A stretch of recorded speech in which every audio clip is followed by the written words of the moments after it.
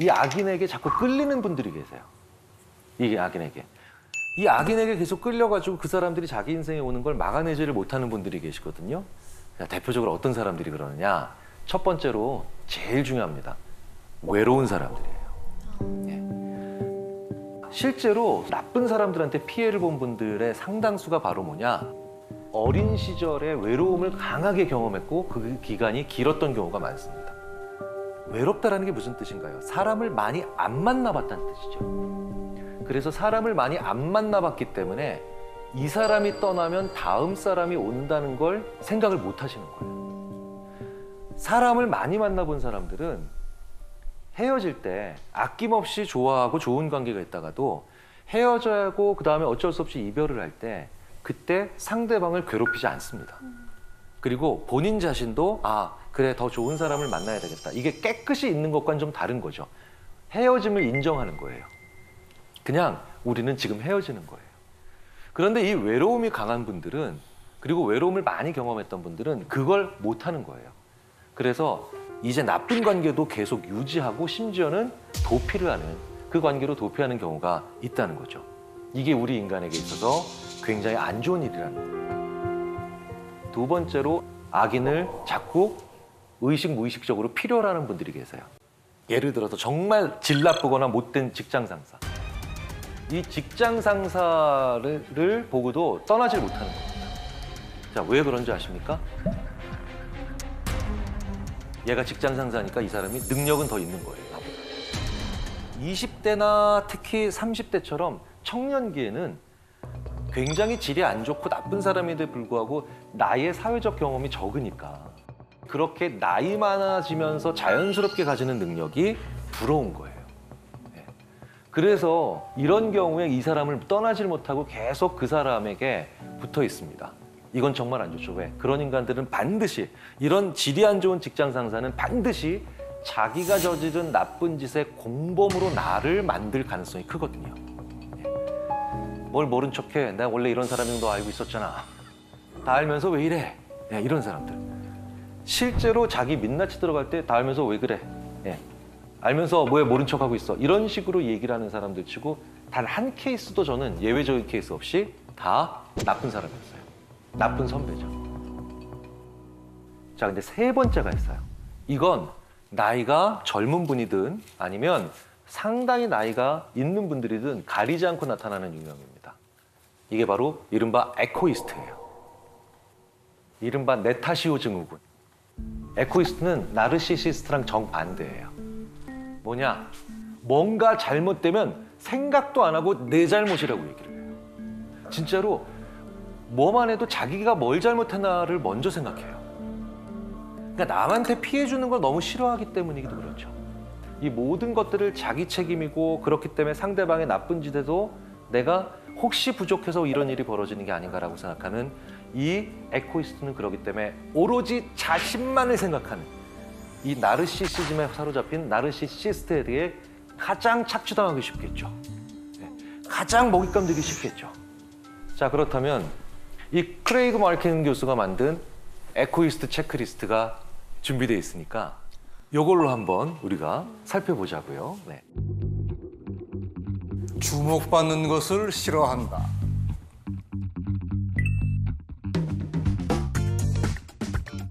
네. 문제가 발생하면 내 탓부터 한다. 유독 자기 자신에게 엄격하다. 남에게 폐 끼치는 걸 싫어한다. 타인과의 갈등을 회피한다.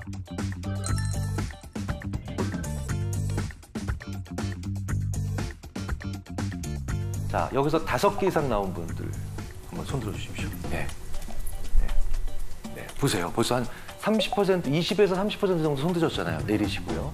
그러니까 크레이그 마르켄 박사에 의하면 이분들이 선하고 양심 있고 착하고 심지어는 엄격한 자기 기준이 있어서 열심히 사는데도 문제는 나르시시스트에게 무언가 착취당할 수 있는 그런 위험을 많이 안고 계신 분들이라는 거예요. 네. 그러니까 이제 보편적이고 그다음에 당연히 정상적인 사람들은 이 에코이스트인 분들을 보면 아, 나보다 더 양심적인 사람이다 라고 생각하면서 위해 주려고 하고 그리고 그분들이 좀 더 잘 될 수 있도록 도와주려고 하는데 이 나르시시스트는 이런 분들을 보면 진짜로 왜 진짜로 와 속으로 이제 쾌재를 부르는 거예요. 오늘 드디어 하나 발견했다 라고 하면서 이렇게 악인에게 자 우리도 때로는 나쁜 짓 할 수 있거든요. 악인이라기보다는 좀 못난 짓을 하는 경우인데요. 그걸 아주 절묘하게 보여준 실험이 있어요. 시카고 대학의 이타성 전문으로 연구하는 엠마 레바인 교수라고 있는데 이 사람이 진짜 제가 봤을 때도 절묘한 실험을 하나 합니다. 이른바 선택적 정직이라는 거예요. 일정 금액을 두 사람이 나눠 가지는 상황이에요. 자, 그런데 1부터 9까지의 숫자가 적힌 카드 중 랜덤으로 하나를 뽑아야 돼요. 뽑았을 때 홀수가 나올 수도 있고 짝수가 나올 수도 있죠. 그런데 홀수를 뽑게 되면 내가 더 많은 돈을 가질 수 있어요. 그리고 짝수가 나오면 상대방이 더 많은 돈을 가져가게 옵션을 선택할 수도 있어요. 그런데 기본 옵션은 뭐냐? 내가 뭘 뽑았는지 얘기 안 하면 돼. 자, 그럼 정리해 볼까요? 어머, 홀수가 나왔어요. 그럼 이걸 공개하면 내가 더 많은 돈을 가지는 거고요. 짝수가 나왔네? 아이고, 이걸 공개하면 상대방이 더 많이 가지는 거예요. 공개한다는 건 솔직히 얘기한다는 거죠. 어떤 거 뽑았어? 몰라. 안 가르쳐줘. 그러면 동시에 그러니까 양쪽이 다 균등한 금액을 가지는 겁니다. 자, 결과가 어떻게 나왔느냐? 홀수가 나왔을 때 홀수가 나오면 내가 더 많이 가질 수 있는 거죠. 사람들이 75%가 솔직해집니다. 이게 무슨 얘기입니까? 홀수 나왔다? 라고 얘기를 하는 거예요. 그렇죠? 근데 짝수가 나왔어요. 몇 퍼센트가 진실을 얘기할까요? 단 18%만 짝수가 나왔네? 라고 얘기를 한다는 거예요. 선택적 정직이죠. 그렇죠? 자기한테만 유리할 때만 정직해지는 사람들이 있어요. 자, 그러면 이렇게 선택적 정직이 우리 사회에 많아지면 결국은 뭡니까? 정직하다라고 뽐내면서 사실은 이기적인 사람들, 그런 사람들의 수가 더 많아지겠죠. 그러면 선택적으로 정직하지 않고 자기한테 불리해도 정직할 수 있는 사람들에 대한 우리가 존경과 예우가 있어야 되죠.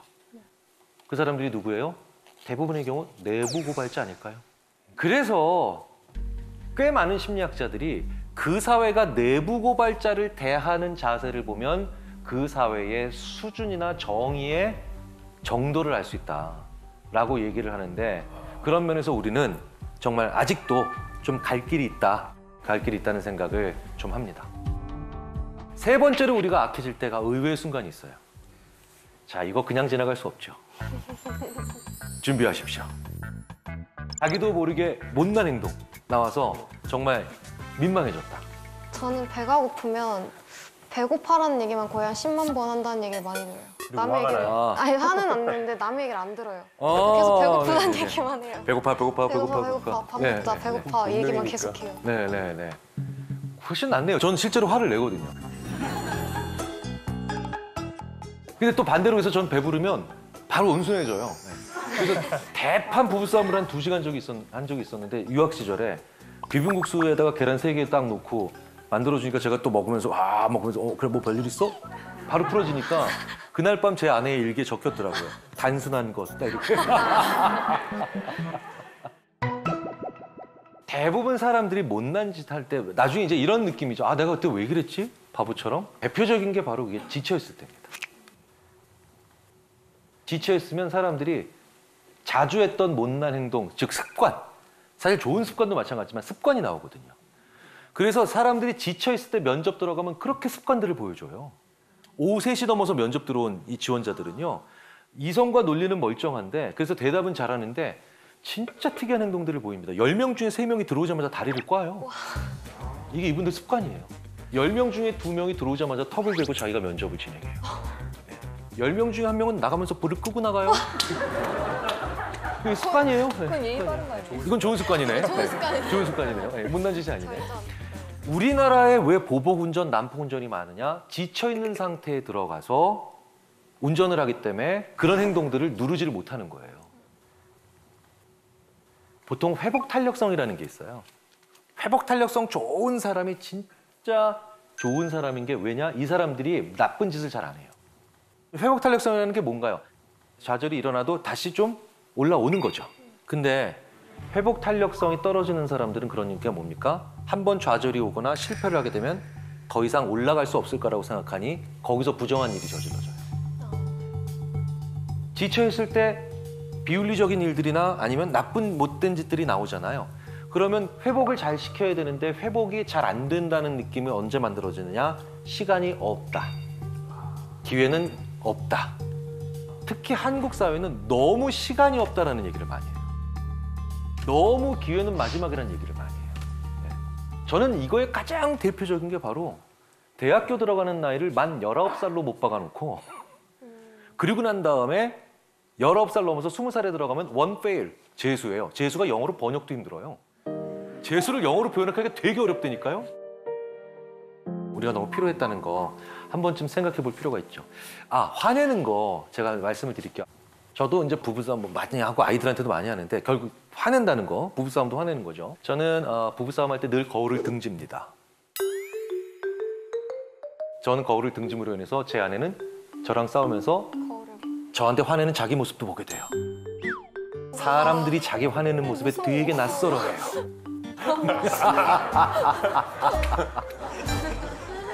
이런 경우 있어요.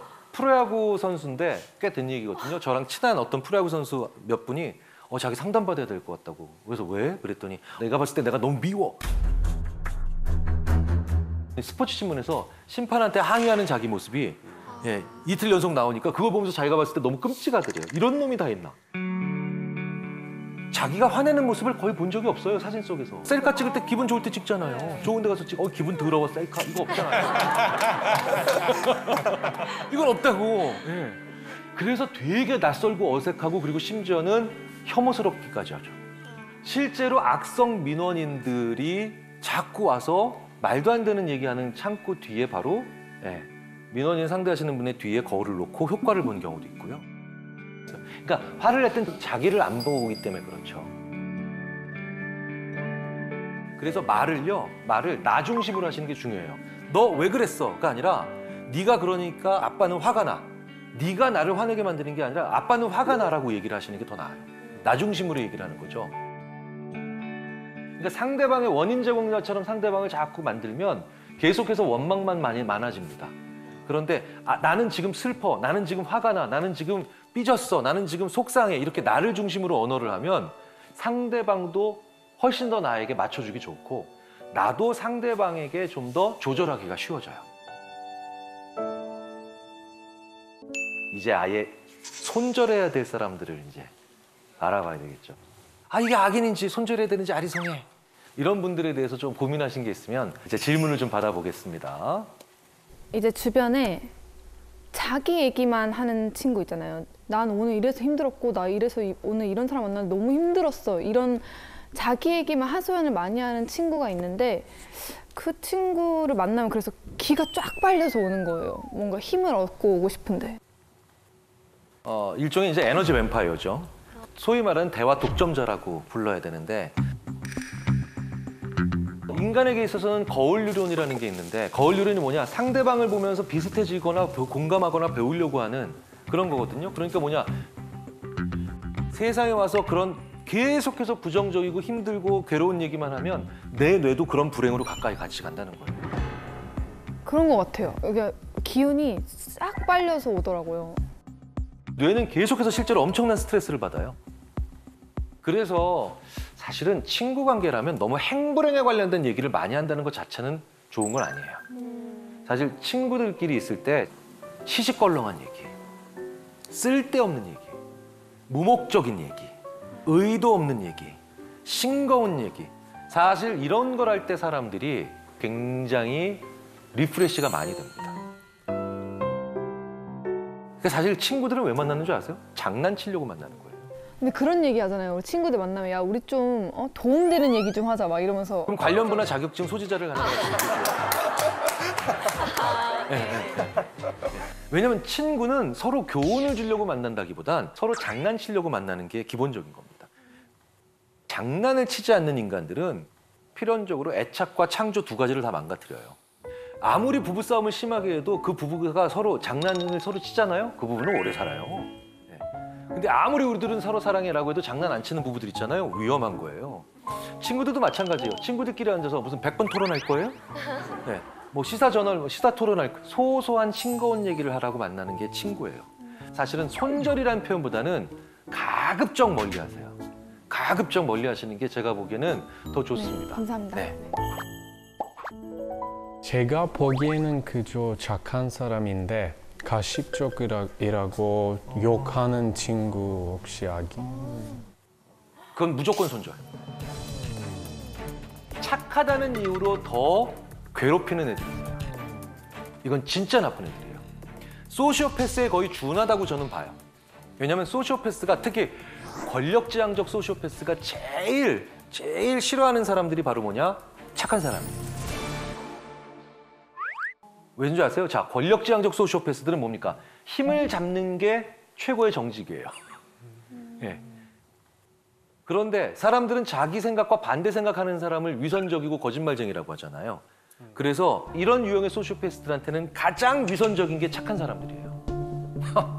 정말 저 자식 속은 안 저럴걸? 그러니까 위선적이라고 생각하니까 더 많이 괴롭힐 수 있는 거예요. 힘이 약한 사람을 괴롭힌다? 나쁜 짓이죠. 근데 착하면서 힘 약한 사람을 유난히 더 갑질하거나 괴롭힌다? 이건 진짜 질이 안 좋은 인간입니다. 네, 이건 끊어내셔야 돼요. 이건 끊어내셔야 돼요. 아주 사소한 습관 몇 개가 있어요. 이런 사람들의 영향을 덜 받는. 첫 번째가 이런 사람들 연락처는 절대 저장하지 마세요. 네, 나쁜 사람들 연락처를 이름을 써서 저장하는 분들이 계시대요. 심지어는 개자식이라고 하는 나쁜 별명을 가지고. 아니요. 네. 진짜로 피하고 싶으시다면 아무 의미 없게 번호로 만들어 놓으셔야 돼요. 번호로. 그래야 내가 어떻게 받아요? 누구세요? 라고 받죠? 누구세요? 3번만 받잖아요? 그럼 이 사람들은 아, 얘한테 영향력 행사하기 되게 어려울 것 같은데? 이런 생각을 합니다. 두 번째, 가까운 사람만이 나를 구한다라고 하는 이 비합리적 신념을 버리셔야 됩니다. 되게 재밌게도요. 사스, 메르스, 코로나. 이화여대 최재천 교수님이 이러시죠. 지금 코로나 팬데믹으로 인한 바이러스가 왜 자꾸 주기가 짧아집니까? 개체의 다양성이 줄어들기 때문에 숙주로 삼을 만한 것이 인간밖에 없어서 계속 오는 거다. 그렇다면 우리 사이에 정말 많은 다른 동물들이 존재하고 있고 멸종되지 않은 수많은 종들이 존재하고 있다면 이렇게 한순간에 바이러스가 팬데믹으로 변하면서 우리를 괴롭히는 사회가 되지 않았을 겁니다. 이게 정확하게 악인이 바이러스예요. 무슨 얘기냐? 느슨하지만 다양한 관계가 없으면 필연적으로 나를 향해 오기가 쉬워져요. 예, 그렇겠죠? 걱정하지 마십시오. 현대사회에서 저희들이 아무리 연구를 해봐도 느슨하지만 다양한 관계를 가지고 있는 사람이 행복해요. 그리고 느슨하지만 다양한 관계를 가지고 있는 사람이 더 생산적이고 회복도 빨라요. 느슨하다는 걸 두려워하지 마시라는 거예요. 친해 안 친해라고 하는 이분법적 언어를 오늘부터 버리시란 얘기예요. 앵간히 친해 이런 말도 굉장히 좋은 그 사람과의 관계를 얘기해 주는 거예요. 1년에 단 2번 만나는 친구로부터 받는 위로도 상당하고요. 3년에 한 번쯤 만나는 친구나 그런 연락 주고받는 사람에게 결정적 도움을 받는 경우도 많아요. 사실은 제일 가까운 사람은 내가 위험할 때 나랑 같이 위험해요. 네. 네. 왜냐면 모든 면에서 비슷하기 때문에. 네. 그러니까 느슨하지만 다양한 관계를 만들기 위해서 근데 어떻게 해야 되나요? 바로 나에게 문화, 취미, 예술, 레저 그리고 이렇게 나의 직업과 직접 상관이 없는 공부들을 하는 게 되게 중요하죠. 내 일에서 초보자가 되면 이건 직업을 잃고 괴로운 일이지만 일이 아닌 곳에서 내가 살짝 초보자가 잠시 돼보는 건 아주 재미있는 행복감과 만족감과 감탄을 만들어내죠. 제가 작년 1월 달에 붓글씨를 한번 써봤습니다. 2달을 써봤죠. 저랑 같이 사시는 그 여자분이 2달 동안 쓴 걸 지나가고 난 다음에 쭉 보고 난 다음에 저한테 이렇게 얘기하더라고요. 하도 못 썼으니까 어이없어 하면서 당신은 손가락으로 하는 건 코 비는 거 외에는 절대 하지 마라. 이른바 똥손. 네. 근데 저는 2달 동안에 저를 봅니다. 행복해지더군요. 왜? 1월 2일부터 3월 2일까지의 제가 슬로프가 이렇게 기울기가 만들어지니까 이제 추사 김정희 선생도 얼마 안 남았어요. 3달을 더 했죠. 네. 한석봉 선생님도 가시권이더라고요. 세상에서 소시오패스가 혹은 그에 준하는 악인들이 제일 좋아하는 먹잇감을 종합하자면 뭔지 아세요? 능력 있고 열심히 살고 착한 사람이에요. 능력 있고 열심히 살고 착한 사람. 왜? 이래야 빼먹을 게 제일 많죠. 착취할 게 제일 많죠. 그리고 하나 더 있어요. 나에게 감탄할 게 없는 사람이에요. 능력 있고 열심히 살고 그리고 착한데 나한테 감탄할 게 없는 사람이에요. 일만 하는 사람이 제일 위험해요. 번아웃에도 취약하지만 이런 악인들의 관계에 있어도 취약해요. 일 외의 일을 해야 내가 감탄할 수 있게 됩니다. 우리가 일만 하는 사람이 제일 위험해요. 일이 아닌 것들도 하고 살아가라고 만들어진 게 우리 인간이 아닌가 싶습니다. 이렇게 나에게 스스로 감탄할 만한 행위들을 하셔야만 우리는 그들에게 빈 공간을 혹은 틈을 만들어주지 않을까 생각이 됩니다. 감사합니다. 마치겠습니다. 감사합니다.